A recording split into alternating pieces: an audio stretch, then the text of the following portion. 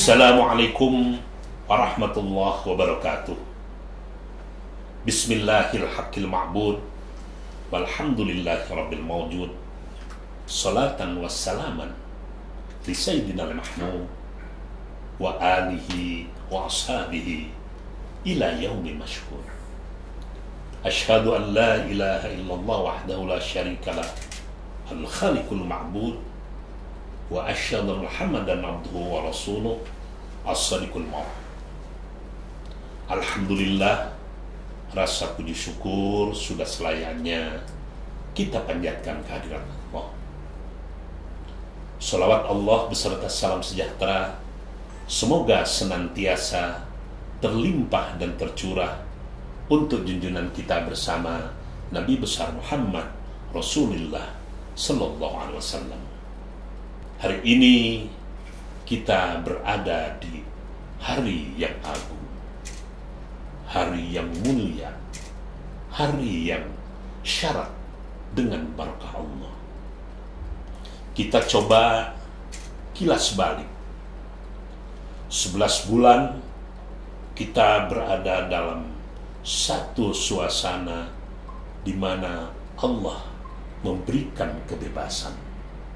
Ada satu suasana euforia, ada satu suasana di mana mungkin orientasi kita, apa yang kita lakukan, apa yang kita upayakan lebih banyak dalam domain yang sifatnya duniawi.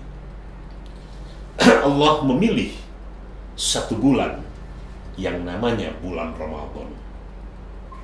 Bulan ini merupakan bulan yang kalau bisa kita ibaratkan ibarat kawah candra di muka.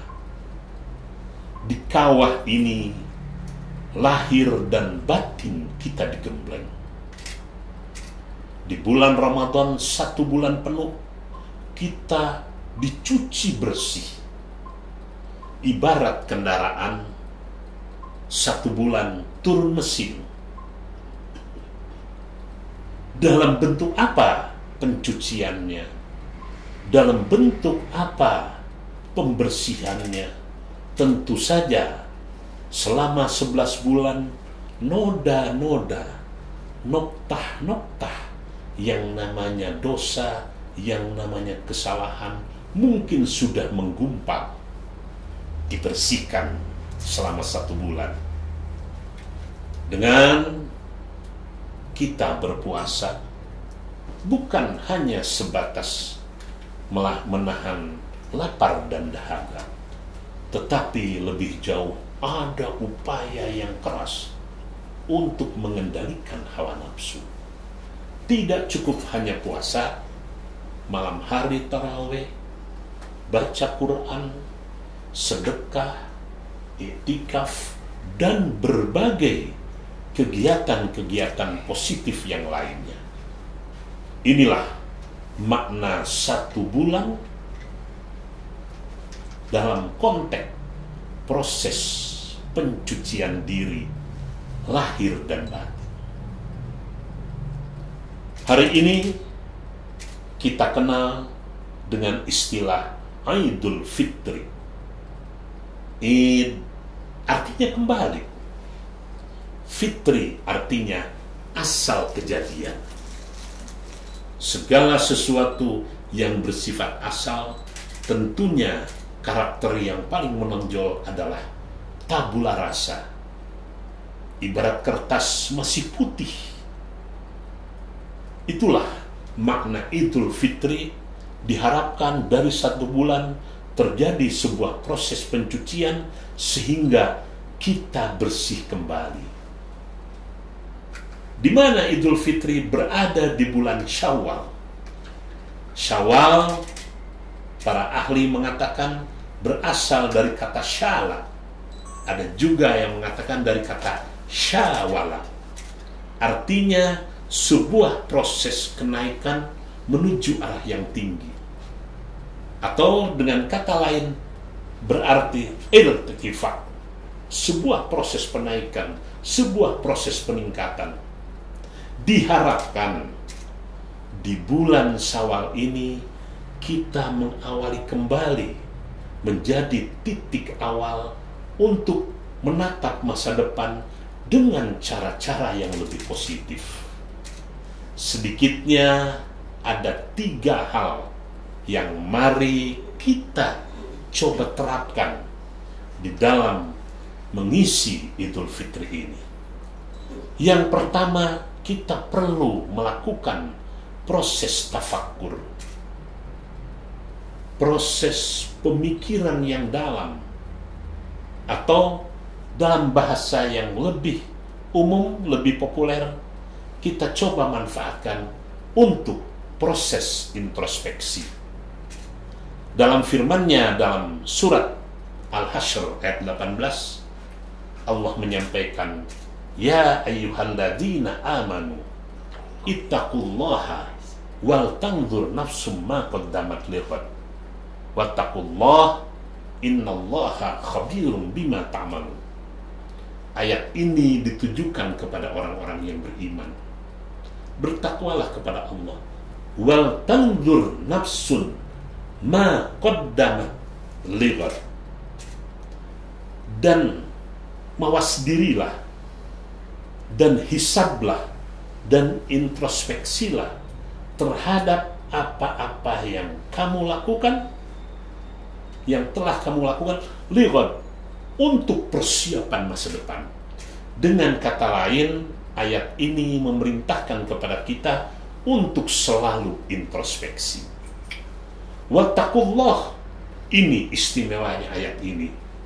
Allah sampai menggunakan 2 kali anjuran bertakwa kepada Allah. Dan Allah mengunci dengan kalimat, innallaha khabirum bima ta'malun. Sesungguhnya Allah Maha mengetahui apa-apa yang kamu kerjakan.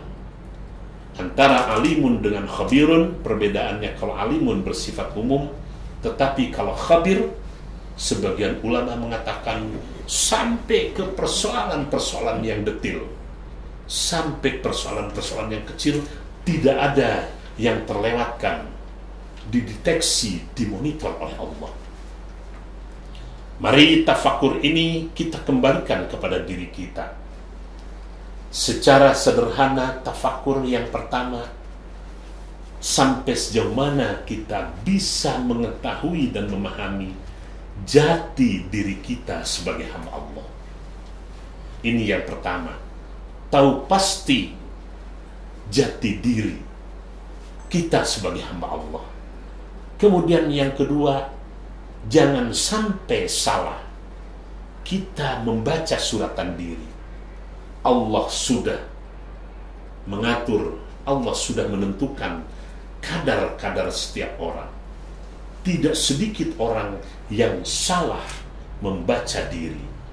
Kemudian yang berikutnya, sampai sejauh mana kita terus berupaya untuk mengasah rasa sadar diri. Kesadaran ini sesuatu yang mahal. Kesadaran ini selalu menunjukkan fluktuasi, ada naik dan ada turun. Oleh karena itu, sadar diri ini harus selalu diasah. Nah, kemudian yang berikutnya, yang keempat, tentu saja akan sangat bijaksana apabila kita pandai menempatkan diri. Itulah orang yang bijak. Orang yang bijak akan sangat tahu kapan, di mana, dan dalam kondisi seperti apa dia harus menempatkan diri yang pas. Kemudian yang kelima, ini yang tentunya sangat dipesankan di dalam ajaran Islam, kita harus bisa menjaga yang namanya harga diri. Semiskin, sefakir seseorang, tetap dia masih punya harga diri. Jangan sampai kaum muslimin masuk dalam kelompok orang yang menjual harga diri. Kemudian yang berikutnya adalah proses menjadi dewasa perlu menerapkan satu pola hidup sederhana dan wajar dalam menghias diri. Sederhana dan wajar ini tentunya akan sangat terkait dengan kepribadian seseorang. Tidak jarang orang berlebihan tatkala menghias diri sehingga akhirnya menjadi bahan cemoohan. Dan yang berikutnya, kita perlu berhati-hati membawakan diri. Kondisi lingkungan tidak sama. Ada putih, ada hitam, ada abu-abu. Nah, orang-orang yang pandai membawakan diri, insya Allah yang akan selamat dunia akhirat. Kemudian yang berikutnya, tentunya kita harus selalu sering melakukan penilaian diri. Ini substansi daripada introspeksi. Kemudian berikutnya, tentu saja dalam pergaulan keseharian, kita pun perlu untuk bisa dan bijak membatasi diri. Dan puncaknya adalah sampai sejauh mana dalam hati kita memiliki kesadaran yang tinggi bahwa tujuan akhir dari perjalanan diri adalah ridho Allah. Tujuan akhir dari perjalanan diri adalah Allah. Ini yang pertama. Kemudian yang kedua, kita isi Idul Fitri ini dengan tasyakur. Kita bersyukur kepada Allah. Innal insana khuliqa halu'a. Idza massahu syarru jazua wa idza massahul khairu manu'a. Setiap manusia itu dalam kondisi senantiasa gelisah, diciptakan dalam selalu gelisah, selalu protes, selalu gundah gulana. Innal insana khuliqa halu'a. Idza massahu syarru jazua. Apabila orang tersebut ditimpa dengan kesulitan, sesuatu yang buruk, sesuatu yang biasanya memprotes, menggerutu. Namun sebaliknya, apabila mendapatkan kebaikan, dia kikir dan lupa. Syukur merupakan sebuah jenis ibadah yang memiliki potensi yang luar biasa. Mari kita renungkan dalam perjalanan 1 tahun, pasti, sekali lagi saya sampaikan, pasti kita lebih banyak mendapatkan nikmat dari Allah daripada musibah. Dan yang terakhir, yang ketiga, sudah menjadi kelaziman kaum muslimin di Idul Fitri, kita manfaatkan untuk silaturahmi.